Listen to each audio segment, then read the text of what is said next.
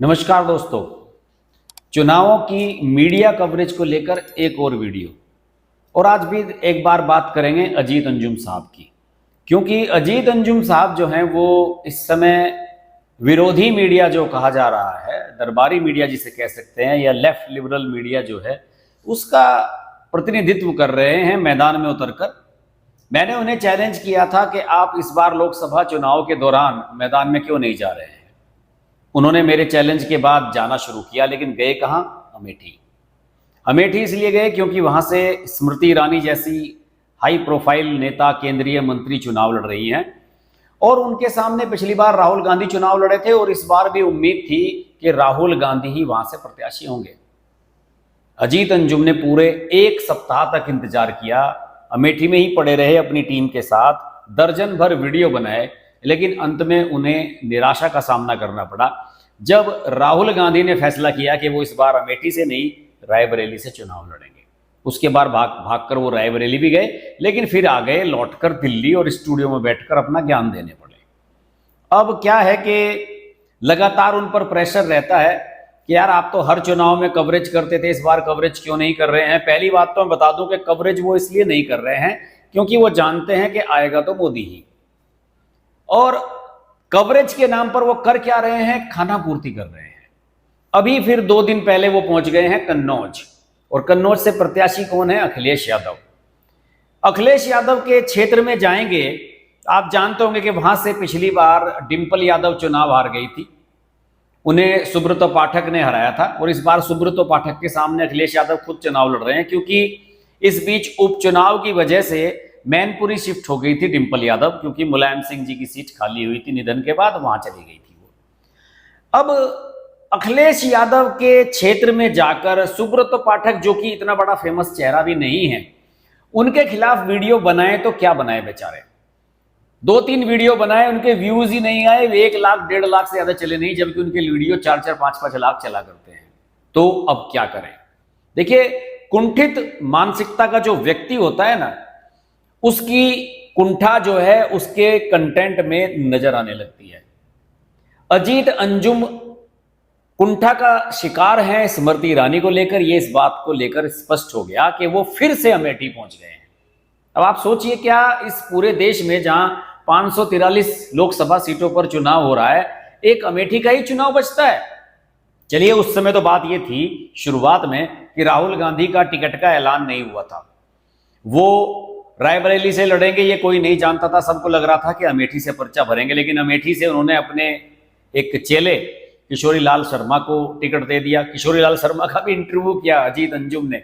कुछ भी हो, मतलब कंटेंट बनाना है स्मृति ईरानी के खिलाफ, और अजीत अंजुम अब फिर स्मृति ईरानी के खिलाफ वीडियो बना रहे हैं और अमेठी में घूम रहे हैं। मैं अजीत अंजुम को पहले भी चैलेंज करता रहा हूं कि अगर उन्होंने पत्रकारिता में सही मायने में मां का दूध पिया है तो जाएं और ममता बनर्जी के खिलाफ 2 वीडियो बनाकर दिखाएं, टीएमसी के खिलाफ पश्चिम बंगाल में। पता नहीं पाएगा कि कहां गए, उनकी गाड़ी कहां गई, उनके चेले कहां गए, उनके कैमरे कहां गए, पता नहीं चलेगा अजीत अंजुम को। लेकिन वो चाहते नहीं है, क्योंकि उत्तर प्रदेश उन्हें सबसे सुरक्षित और सबसे, क्या कहना चाहिए, कि अफोर्डेबल स्टेट लगता है। घर से गाड़ी निकालिए और एक से एक शानदार हाईवेज योगी आदित्यनाथ ने बनवाए हुए हैं। एक दिन में ही आप पूरा उत्तर प्रदेश पार करके कहीं भी चले जाइए, ऐसे हाईवे हैं। और अजीत अंजुम साहब जहां पर रहते हैं गाजियाबाद में, उनके तो घर के सामने से हाईवे निकल रहा है। गाड़ी निकालिए और 4-5 घंटे के अंदर ही आप लखनऊ पहुंच जाइए। इसलिए वो कन्नौज जाते हैं, अमेठी जाते हैं। चाहें तो वीडियो बनाकर दिल्ली भी लौट सकते हैं एक दिन में, इसीलिए वो कन्नौज और अमेठी जा रहे हैं। अमेठी आप जानते ही हैं कि बड़ा हाई प्रोफाइल चुनाव है इस बार, लेकिन मेरा यह मानना है कि अब चुनाव ये हाई प्रोफाइल नहीं रहा। स्मृति ईरानी की 1 साइडेड जीत होने जा रही है, और सब लोग जानते हैं कि गांधी परिवार ने किशोरी लाल शर्मा को यहां से क्यों उतारा है। इसलिए उतारा है, किसी बड़े नेता को उतार सकते थे, इसलिए उतारा है कि अगर किसी बड़े नेता ने यहां पर चुनाव लड़ा और उसने स्मृति ईरानी को हरा दिया तो राहुल गांधी की इज्जत क्या रह जाएगी? कि बताइए, राहुल गांधी स्मृति ईरानी को नहीं हरा सके, उनसे हार गए 2019 में, और इस बार एक कांग्रेस के मामूली से नेता ने हरा दिया स्मृति ईरानी को। तो इसलिए एक कमजोर प्रत्याशी उतारा गया है स्मृति ईरानी के सामने, जिससे कि स्मृति ईरानी की जीत सुनिश्चित हो जाए। ये एक अंदरूनी राजनीति बता रहा हूं मैं आपको, जो पार्टी के भीतर चल रहा है। वरना प्रियंका गांधी भी लड़ सकती थी, रॉबर्ट वाड्रा भी लड़ सकते थे, लेकिन फिर वही परसेप्शन बनता कि साहब बताइए, राहुल गांधी हार गए और रॉबर्ट वाड्रा ने स्मृति ईरानी को हरा दिया। खैर, अजीत अंजुम जी पे वापस आता हूं। देखिए, स्मृति ईरानी के बारे में बात करना बहुत आवश्यक है। स्मृति ईरानी एक हाई प्रोफाइल सेंट्रल मिनिस्टर हैं, इसमें कोई शक नहीं। वो जब भी पब्लिक में बोलती हैं, मीडिया से इंटरेक्शन करती हैं, तो कुछ ना कुछ कंट्रोवर्सी क्रिएट कर देती हैं। आपको याद होगा कि उनकी बेटी का रेस्टोरेंट है गोवा में, उसे लेकर एक कंट्रोवर्सी हुई थी कि उसमें बीफ सर्व किया जाता है और उनके मेन्यू में बीफ लिखा हुआ था। इसके अलावा एक यूट्यूबर थे जो फूड ब्लॉगर हैं, उन्होंने इंटरव्यू किया था स्मृति ईरानी की बेटी को, और उसमें वो साफ कहती हुई नजर आ रही हैं कि वो इसकी ऑनर हैं और उनके यहाँ मेन्यू में बीफ सर्व किया जाता है। उसके बाद मीडिया में जब ये खबर हाईलाइट हुई थी तो स्मृति ईरानी ने मीडिया के खिलाफ बड़ा अपना रोष जताया था, नाराजगी जताई थी, कहा था कि मैं डिफेमेशन केस फाइल कर दूंगी, और बहुत सारी बातें चली थी। कांग्रेस के नेताओं को धमकियां दी थी, जयराम रमेश, पवन खेड़ा को पता नहीं क्या क्या कहा था। स्मृति ईरानी को लेकर दिल्ली के मीडिया में एक थोड़ी सी अलग ओपिनियन है। स्मृति ईरानी के कोई नहीं कह सकते कि कोई भी पत्रकार या कोई भी मीडिया हाउस स्मृति ईरानी के बहुत करीब है।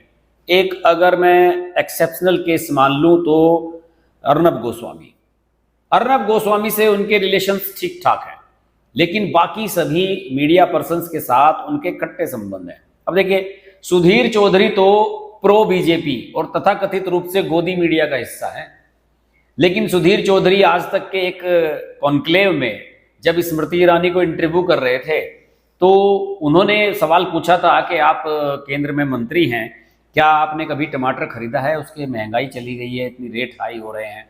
तो स्मृति ईरानी ने क्या जवाब दिया था जानते हैं?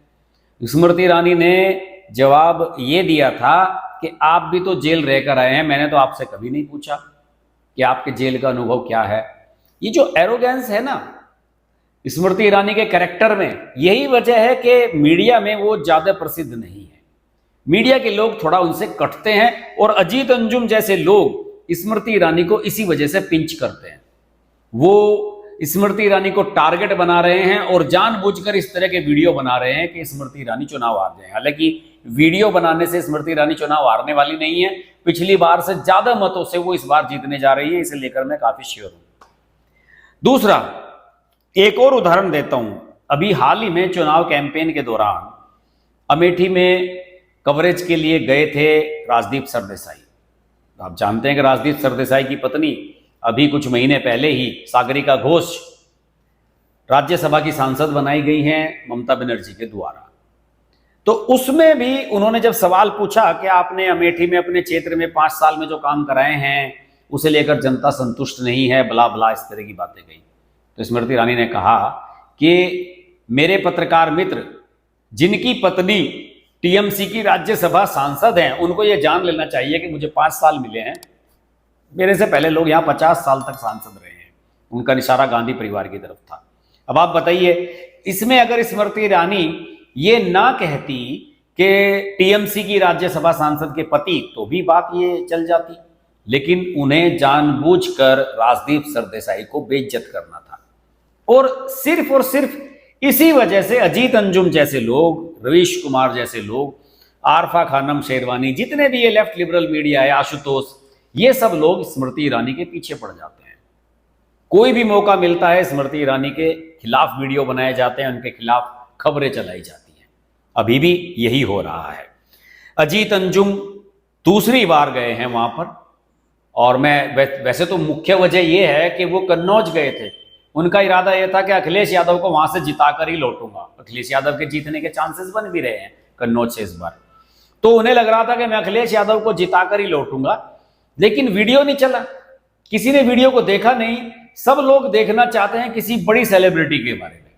हो सकता है कि अगर नरेंद्र मोदी का जो लोकसभा क्षेत्र है वाराणसी, वहां पर जाते अजीत अंजुम तो शायद उनका वीडियो ज्यादा चलता, या गांधीनगर जहां पर चुनाव हो चुका है अमित शाह चुनाव लड़ रहे थे वहां पर जाना चाहिए था, लेकिन वो तो स्मृति ईरानी के क्षेत्र में जा रहे हैं। स्मृति ईरानी से बड़ी नेता वो किसी को नहीं मानते, उनकी नजर में अमेठी सबसे बड़ी सीट है। वो किसी भी तरीके से गांधी परिवार की सीट को सुरक्षित रखना चाहते हैं। यही अजीत अंजुम साहब की इच्छा मुझे इस समय नजर आ रही है। और एक कुंठा, एक महिला होने के नाते, एक हाई प्रोफाइल केंद्रीय मंत्री होने के नाते स्मृति ईरानी को अजीत अंजुम जैसे लोग कुंठा का शिकार हैं। इसे पीठ पत्रकारिता कहते हैं, बायस्ड पत्रकारिता कहते हैं। ये खुद को कुछ भी कहते रहे, हम निष्पक्ष हैं, सरकार से सवाल पूछते हैं, लेकिन सवाल पूछने की हिम्मत इनकी विपक्ष के नेताओं से भी नहीं है। सरकार से तो सवाल पूछने की इनकी औकात ही नहीं बची, सरकार तो इनको घास ही नहीं डालती। लेकिन विपक्ष के नेताओं से भी तो सवाल पूछ लीजिए। कभी राहुल गांधी से पूछा है कि इंडिया अलायंस में वो एकता क्यों नहीं बन पाई जिसकी उम्मीद की जा रही थी? या अखिलेश यादव से पूछा है?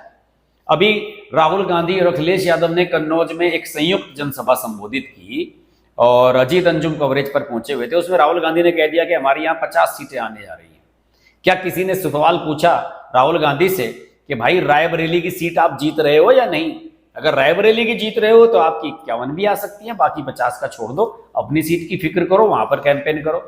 तो क्या इस तरह के सवाल कोई उठाएगा? नहीं उठाएगा।